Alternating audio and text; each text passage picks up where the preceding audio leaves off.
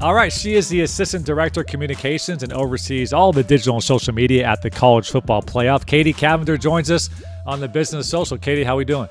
Doing great. Thanks for having me on with you today, David. Of course. I always kick things off with a random question. So it looks like you've lived in Nevada, California, Idaho, Washington, Colorado, Texas. What is the best state and why? Oh, gosh, that is hard. That is so hard. So, of course, I was born and raised in a small town that was actually deemed. There was an author in the 90s that wrote a book about the best small towns in America, and he named my hometown Elko, Nevada. Shout out to everyone in Elko.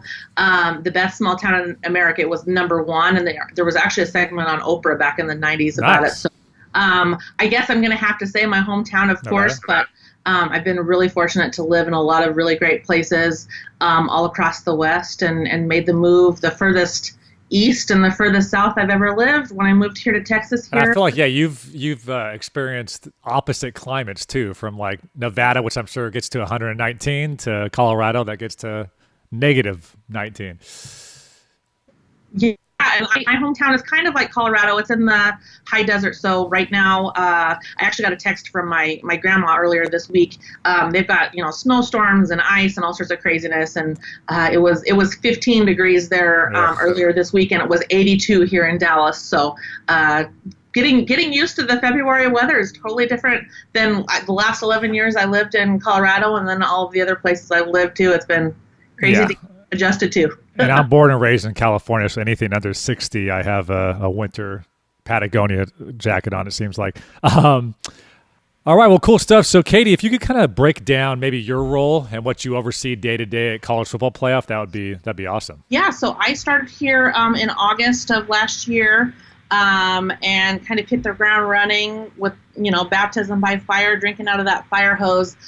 We have an external relations and branding team that I'm a member of. There's two of us full time. Gina Leahy is my boss and oversees the department, and then I work for her, and we kind of handle the communications, media operations, public relations role. And then we also are lucky enough, we've got an intern, and Megan Bordeo was our intern this year, and she, similar to me, her background is in digital and social, and so between the two of us, we develop the strategy and the implementation for all things digital, social on CFP's website, mobile app, and then our social media presence, of course, as well throughout the year. And that spans from the beginning of the football season through the selection committee rankings process on through the national championship game. So it's always changing and different, but really exciting stuff.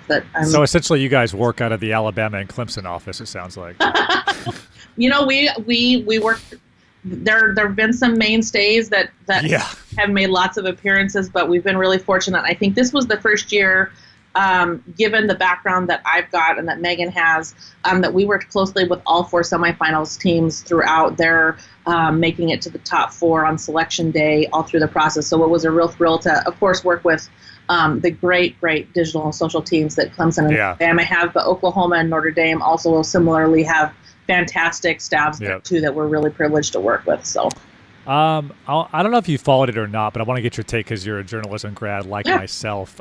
This whole Kevin Durant situation, I'm not sure if you followed, but essentially he says that he blacked out the media for 9 days. He doesn't want to answer any questions. They're not being fair to him, so he just wants to play basketball, which as a journalism major, just to go on a random rant, I think a lot of these athletes don't understand, at least the professional level, how important the media is. And if you're a company or a brand that you're begging media to come to your event. So when you're like the NBA or NFL, like I said, I'm not sure if you came across the Kevin Durant drama and the media war there, but would love to hear your thoughts on how the journalism and media makes it go around. Yeah, it's a really interesting time, I feel like, particularly for sports and media. And I think the digital and social space has kind of blurred those lines as well, particularly in the NBA, where so many guys are really becoming their own media outlet and controlling their story. LeBron. That it's difficult to maintain a sense of perceived value of what the media bring to the table. But particularly in the college football space.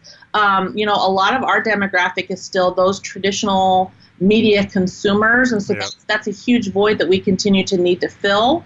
That's not to say that prioritizing your own voice and your own channels and kind of owning your own story is important too, but I think that there's a balance that needs to be struck there.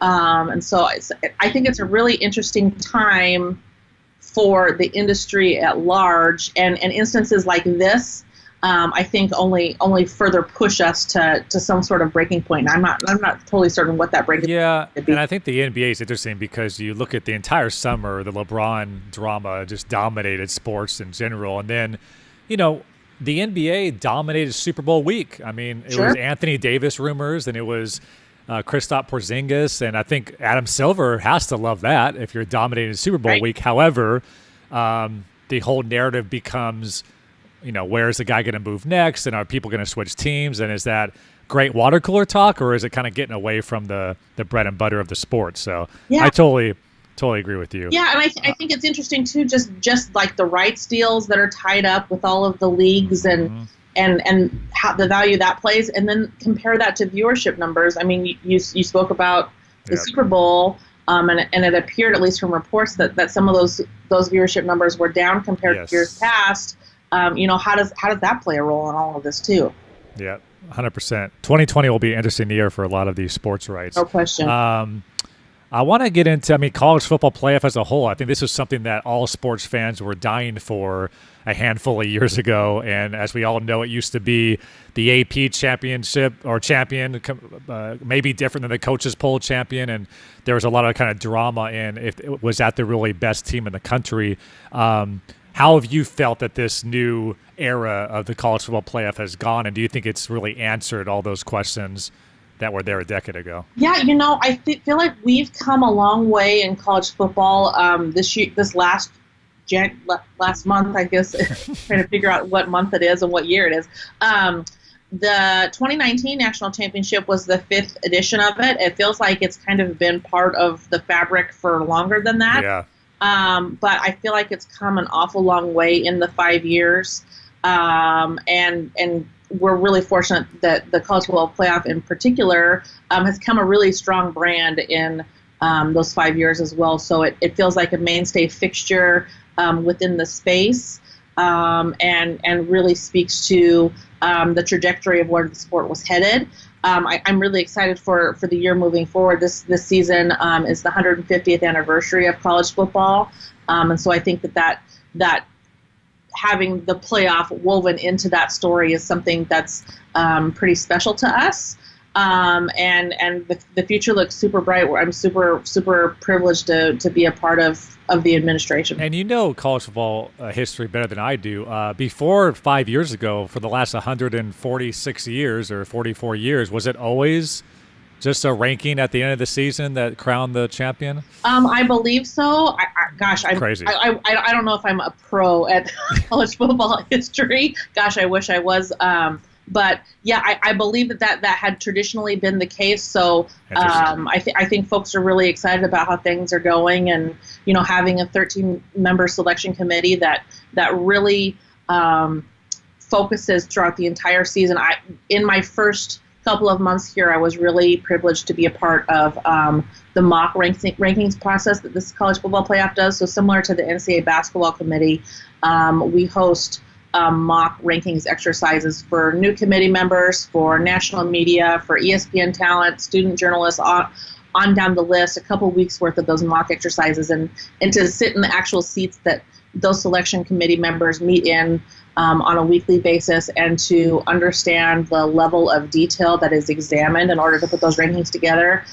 Something that I think should be told everywhere, shouted from the rooftops. I think that there's a real focus and a real, again, attention to detail on those specifics that speak to how important that selection committee is and the rankings process is in order to determine the top 4 teams for the college football playoff. How close do you think we're getting? Because I think there was a lot of debate before the college football playoff of who really deserved that number 1 spot, and maybe a mid-major like Boise State that was undefeated for it seemed like 5 years there for a while.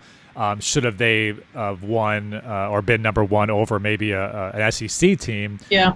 Are we 90% there, 95% there? Do you think the college football playoff has kind of fixed most of those potential issues? I know that they continue to have dialogue and continue to examine what processes work. The management committee, which is comprised of all of the commissioners across the FBS as well as the president at Notre Dame, they've got ongoing dialogue all the time to make sure that what's happening here, the rankings process. There's no bias there. There's no bias. There's a real focus, and I think that they are really committed to making sure that the people in the seats on the selection committee also have a wide array of experience. So from former student athletes and coaches to current athletic directors, former media, things like that, really helps give a comprehensive vision and perspectives that help them weigh those decisions as they put those forth day in and day out. And I know this isn't an official statement from the college football playoff, but I just think as a fan, do you think 4 is good? Is 8 in the future? Like how much does that kind of continue to grow? Yeah, I don't know the answers to that. That's definitely above my pay grade on what the magic number is. But I think the system's working.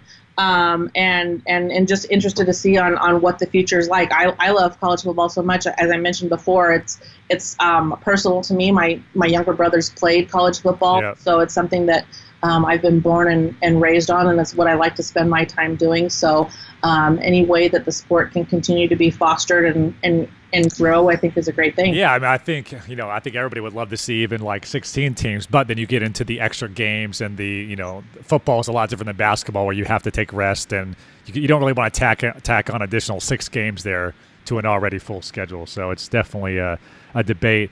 I want to get into social specifically at the CFP. How do you personally approach social, and what's kind of your core belief on how to attack strategy there? Yeah, so we it comes from a couple of different angles, and it kind of shifts as the year goes on. So we spend a lot of time using our channels to educate folks on process and on events and information-based stuff. And then when we get to selection day, once those final set of rankings come out, it turns from an education process more to a promotions and dialogue and kind of camaraderie process, which is really exciting for us. Like I said before, Megan Bordeo, our intern this year, she came to us from Oklahoma State, and she had spent a lot of time there handling various social channels for that athletic department. So between her experience and mine, we were really able to find a voice and focus this year on elevating the content we were putting out.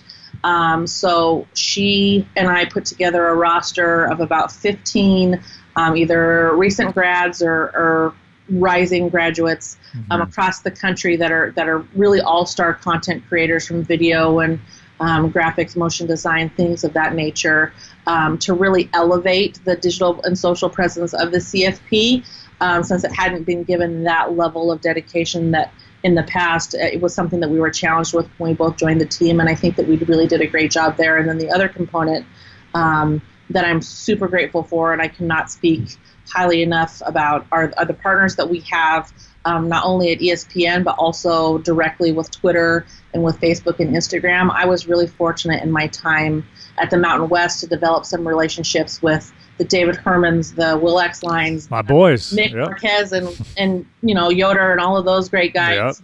And to be able to take those relationships and then apply them now at the CFP and expand upon those and really make an impact there.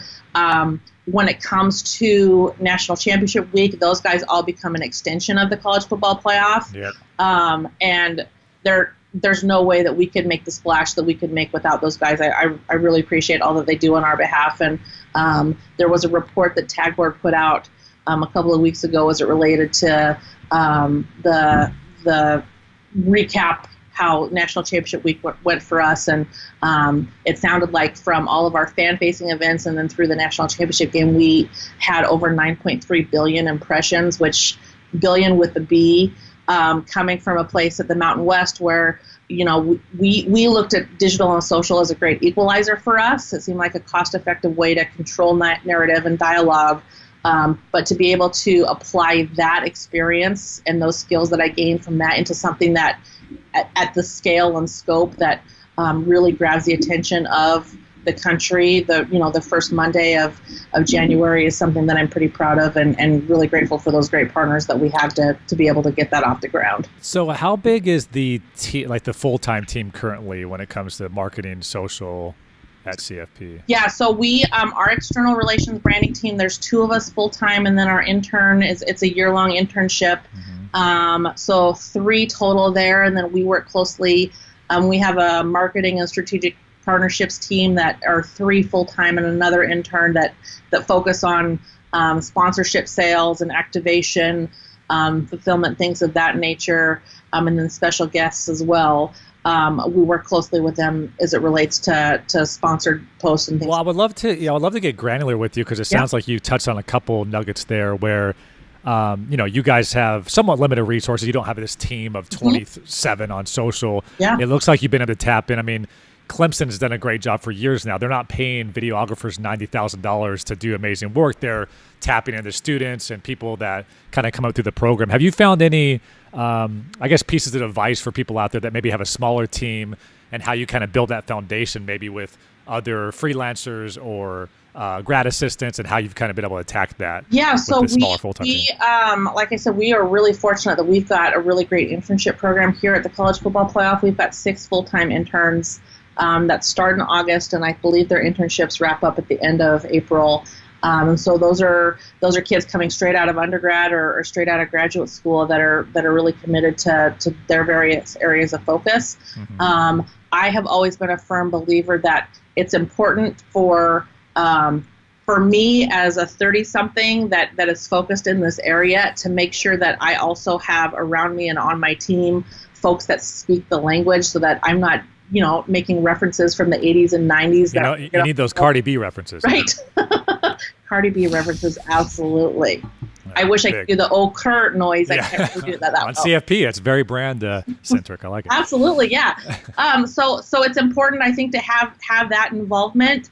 And we've been really fortunate here, at least in the first 6 months that I've been here on staff, that we've become such a brand that is reckoned with. That being able to provide opportunities and the keys to the Ferrari, really, to some up and comers, to help expand our team in a way that is maybe not a full-time role, but at least an experience that folks can put their hat on and they can put on their resume, has been really beneficial for us. Like I said, we National Championship Week, we had a team of about 15 folks that either they were graduating this year or had just graduated from all across the country. We had folks from Florida and Nebraska and Missouri and all over the place that really helped us capture content throughout the week and gave them an opportunity and some credentials to something that was pretty cool and that they can use as a mechanism for them as well to market themselves as they become content creators that are full-time in the space. I'm a huge firm believer, based on the experience I've had, in paying it forward and providing opportunity for folks. And if you can grow your portfolio and your resume, this business is way too people-centric not to do that and to continue to provide opportunities to folks. I want to get your thoughts, because do you consider yourself almost like an event? I mean, similar to like the Emmys. I think, we at STN work a lot on award shows, and about 2 months out, it starts to get pretty crazy. The week of the show, you don't sleep. Yep. And then, of course, the day of the show, it's 28 people, like you mentioned, and people are working 24 hours in a row. Is that kind of how the college football playoff works, or is there a lot more in the 12-month calendar that goes into it? So I would say... when can you take a vacation is the question. Oh, that's a good point. So we, I would say the late winter, spring-ish, it lightens up a little, but I will say there are things always going on here at CFP. So you're totally right. It's very similar, like your Emmys experience, and almost like wedding planning or something, where you're working and working and working on one big event, and then There's a 3-hour. Which makes it pretty stressful because you have like that one opportunity to, one shot. Yeah, and that's different from when I worked at the conference office where we had, 12, 13 games every given Saturday.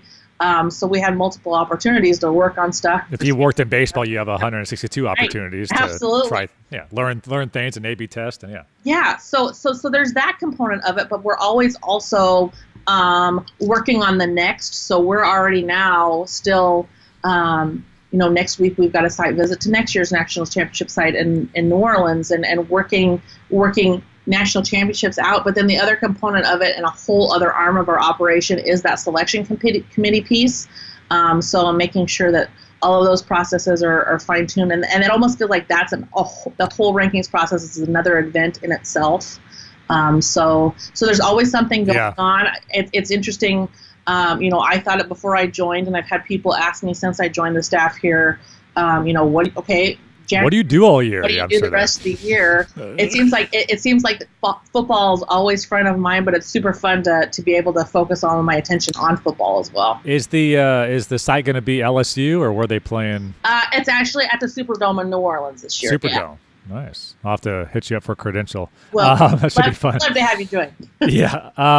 So I guess the student athletes thing is always an interesting topic when it comes to college football and sponsorships and branded content. Mm-hmm.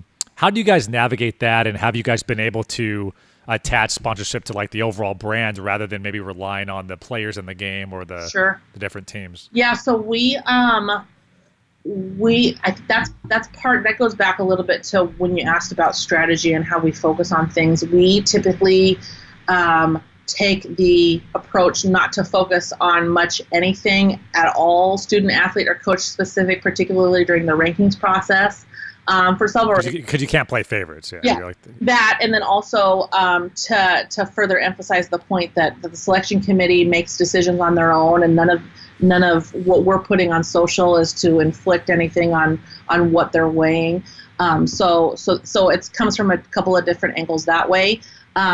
We still, though, when it comes time when selection day happens and we're able to promote the teams that are playing in the playoff semifinals, we typically have that all be organic content, and then work with our strategic partnerships folks on anything that's sponsored to be more event specific stuff. So, for instance, we have a concert series that's basically like a 3-day music festival each year at the national championship. That's AT&T Playoff Playlist Live. We've got A-list talent that comes and performs free concerts in the area, which is really, really super awesome as a free event for folks. So it's working through those sorts of sponsorship things, and maybe it's not football specific, but something related to one of the talent that is performing at one of those events, things of that nature.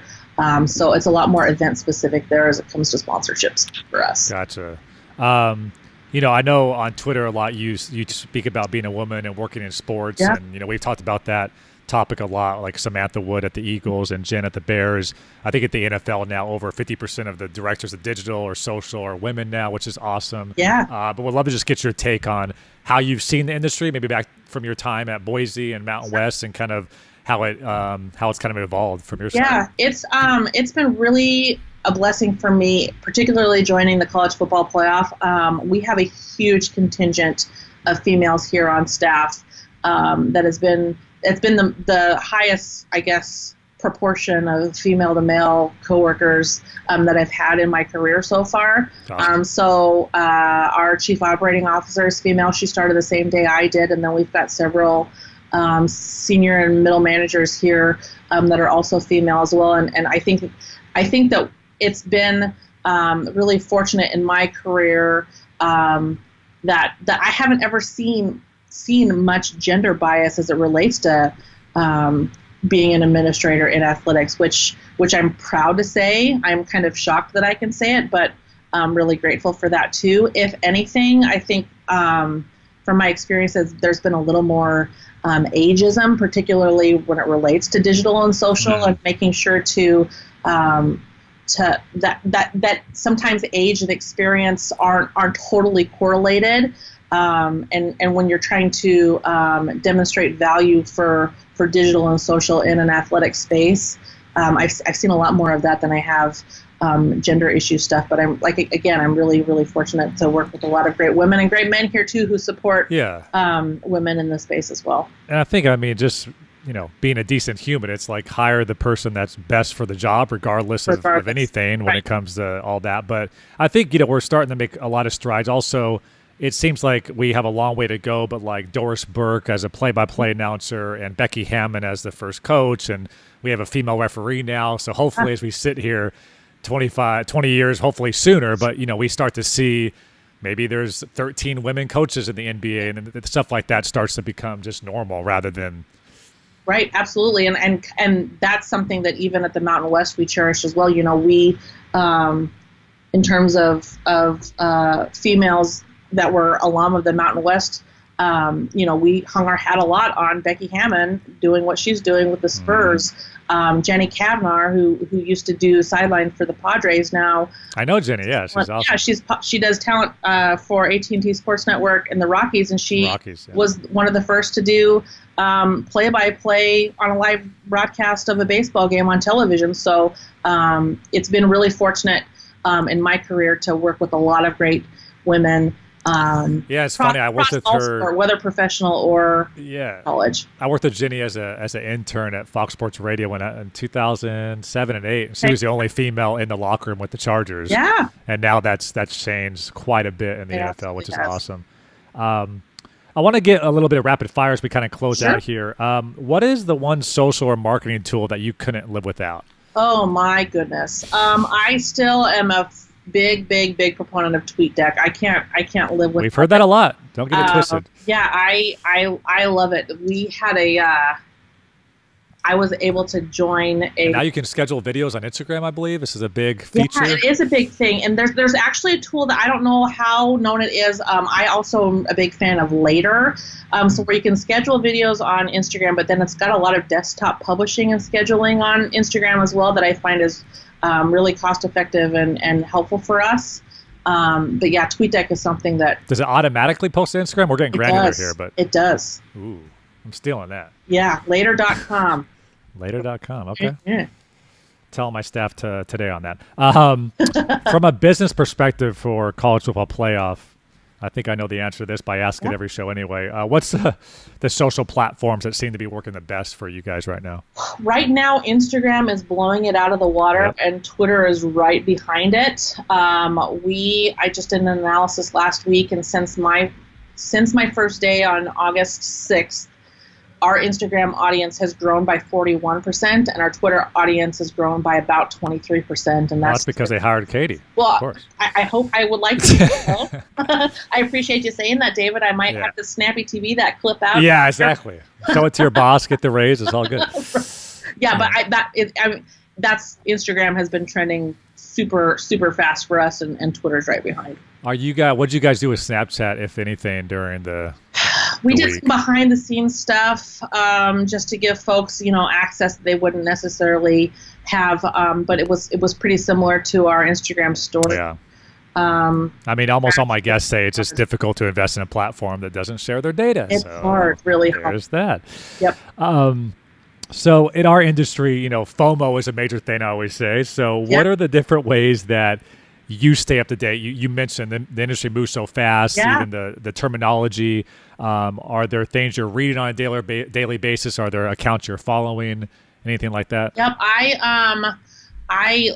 That's part of the reason why I love TweetDeck so much. So I can follow, all of the hashtags that we all love. The SM Sports community as a group of folks that I really lean on and cherish their advice. I love listening to podcasts. There we go. So that is absolutely the Business and Social podcast is one that I definitely subscribe to. Now I'm going to snappy that, and I'll use it for my... See? Perfect. We'll scratch each other's back. I love it. Yeah, so that provides value to me. And then the other thing that I try to do, at least to try to stay, plugged in, so to speak, is maybe I have bad taste, maybe not, but I'm a big pop culture nut, so I love to watch, trash TV on Bravo and and listen to top 40 hits on the radio, Yep. things like that, to try to stay involved. But like I said before, it's really important to also just have youth around us to help learn and grow that way too. I think the tough thing with social and marketing in general is it just feels like you're never done. It never feels like you leave your desk and you know what, we did all we could. I'm sure you walked away from the college football playoff like, darn, I wish we would have tried this, or we would have had an edit a little bit faster. How do you kind of navigate that? Because I think when it comes to social, there's always an IGTV series. There's always a original franchise that you could be launching with your coaches or what have you. Like, how do you like put your pen down and say, you know what, we did all we can do? Yeah, I think that's part of being a creative too, right? So like, even if you were able to do something, it's hard to put the project down and not continue to keep tinkering with it. I mean, ultimately, we're confined in the college athletic space to a game's going to kick off and then the buzzer's going to sound and the game's going to be over. Yeah. And you're There's a finality to it, which is kind of nice sometimes. Yeah. So, and those are kind of natural deadlines in that regard. But I'm always I've got a huge folder of stuff in my inbox that is just inspiration things. I've got a note on my phone where if I see something or if I have an idea or gosh, I wish we had done that, that I keep rolling. And then there's a tool that I've learned about that I haven't used quite yet, but a mentor of mine, Greg Green from the Seattle Mariners, he's one of their marketing folks there. Their team uses Trello as kind of an inspiration board type thing, similar to a Pinterest style where they share across their staff all of their inspiration. And that's something in this off season that I'm hoping to get integrated here as well, because I think that's super smart, really helpful for us. All right, so this is a fun question. The director comes into your office and says, Katie, I have some great news. I'm going to give you $1 million this year for your budget. What are the hires you make? What are the technology you get? How do you, because I think everybody in our industry is always like, I wish I had more resources. I wish we could be doing more. I wish we could be doing more innovative stuff. Like, what's the first thing that comes to mind if budget wasn't an issue? Yeah, so it would be really, I think it's important because we wear so many hats here and there's so few of us on staff, even at large here at the college football playoff. I would love to be able to grow our staff that is dedicated to the digital and social space. So silo analytics, silo Twitter and Instagram, like just different people. Just bodies. Just bodies. And so that it's not like, that digital and socials, it's a huge hat that I wear, but it's clearly not the only hat that I wear. And there's only so much one person can possibly do. Yeah. Yeah. So, and there's so much, I think we're just scratching the surface there. So that is something that I'm kind of driven by.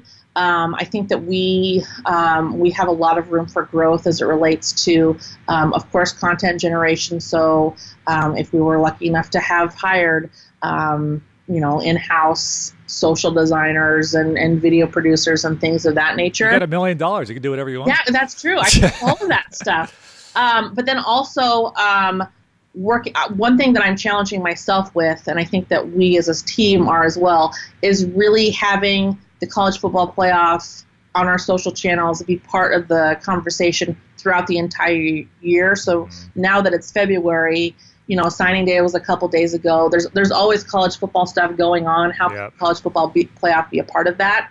And it kind of was emphasized for me. We did some research this past couple of weeks as it relates to the @Super Bowl Twitter account and just seeing what they do compared to what the NFL does. And we want to continue to be part of the dialogue. People love college football so much, and they love the rivalry, and they love the camaraderie, and they love the smack and all of that stuff. Doing so in a way that makes sense to our voice is something that I would really like to make sure that we're emphasizing as well. So it's A, bodies, and then it's just B, making sure that we're just growing what it is that we're doing. Yep, love it. You mentioned hashtag SM Sports. So any advice for your fellow folks in the industry and anyone out there trying to get into social? Yeah, I think it's really important to make sure that your personal brand is reflected in your personal channels. Like I recommend to folks to use kind of the mom or the grandma rule when it comes to your channels. Like if you want to roll in this area, A, be committed to working in this area and You mean like the at Katie Cavender handle, like the personal handles? Yes, Or? yeah, absolutely, yeah. So be a part of that dialogue. Engage with others in the community and make sure that you're building your own brand there. But then in addition, don't. It's silly to me that it's 2019 and I'm even going to still say this out loud, but don't post things that you wouldn't want your mom or your grandma or something to haunt you. Like, it still blows my mind that we have these stories that come out of, someone posted a tweet when they were in high school and now that they're, a draft prospect or whatever, and these things coming back to haunt people. There's ways to address that and to clean it up, or to not just do it in the first place. That I think not only speak to you as a person, but then also your marketability as a professional in the field. And I spend a lot of time when we make hires, doing research on folks and what they're doing on their digital channels. And I think it's really important for folks to keep that in mind, that that's an extension of your brand, and that personal brands are. I did a talk at San Diego State to some students, and one of the students came up to me and said, "Can I email you for some additional advice?" I said, "Of course." And her, she was reaching out to jobs, and her icon on Gmail was her like in a bathing suit. I'm like, right. Hey, just so you know, maybe want to change that to a more professional headshot. Just trying to help you out. So little stuff like that, like you said, could mean the world of difference in your career. Yeah, and it's not to say not to have personality and not to be yourself. Like, I tweeted something earlier today because I noticed the new Ariana Grande song had some NSYNC lyrics in it. And Big fan of Ariana Grande, yeah. Right. So that's me trying to be hip, but I'm still talking about the 90s because I'm old. But, like, you can still have a personality and a voice, and I think that's what sets you apart. But there's a way to do so that is probably reflective of what you want to be. That's a good take. It's like you need to almost approach your personal brand from a PR mindset. Yeah. Because you never know who's going to be looking at it, and that means a lot. Yeah. The other thing that I would say too, David, and I would be interested to hear your take on this, is I have never been a believer of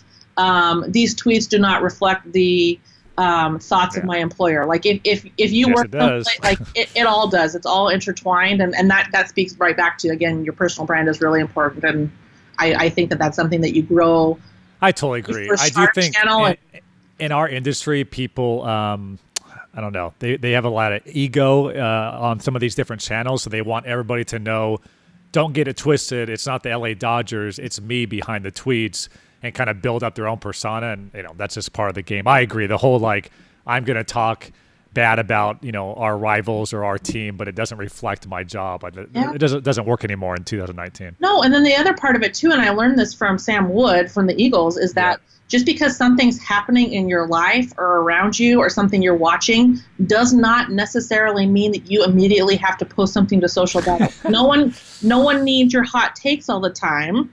And if you're building your personal brand, that's one thing. But if you're doing so just for your own personal engagement and it's not providing value, then you might want to think about, like, sometimes, like, there's that fine line between having FOMO and being part of the blog, and then also, like, exercising the right to maybe remove something from it. You don't have to weigh in on everything. I think that's just as valuable. Yeah, I have a hot take on that too. I think, well, first of all, like the world record egg, just because that happened, which is funny and it's great, doesn't mean that every brand has to now come up with their spin on that. No doubt. So I absolutely agree with that. So my last question for you would be, and I ask this to everybody, but if you can recommend anybody in your network that you think would provide value or just be a good listen for our valued listeners, anybody come to mind?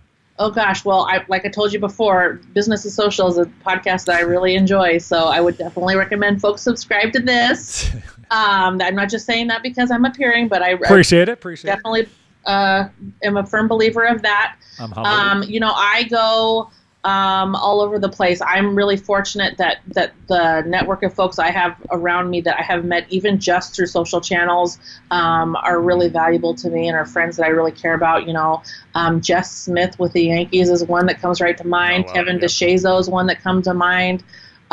Justin Karp is someone who, when he was at Pac-12 Networks, that we had a lot of camaraderie. He's my boy too. He's our client. And doing stuff at NBC now. So those are just three that come to mind, but there's a whole slew of folks like that who just getting started in this business. I think we all came up together, and are folks that I still lean on to this day. So definitely would give them a follow. I love it. I will. I might hit you up for an intro here in the next couple of days then to get him on. Well, Katie, it's been amazing. I think very, very cool for you to drop the knowledge on me and the listeners, and appreciate your time so much. Well, thanks for asking me to be a part of it. It's been a pleasure. Thanks, Katie. Appreciate it. Thank you.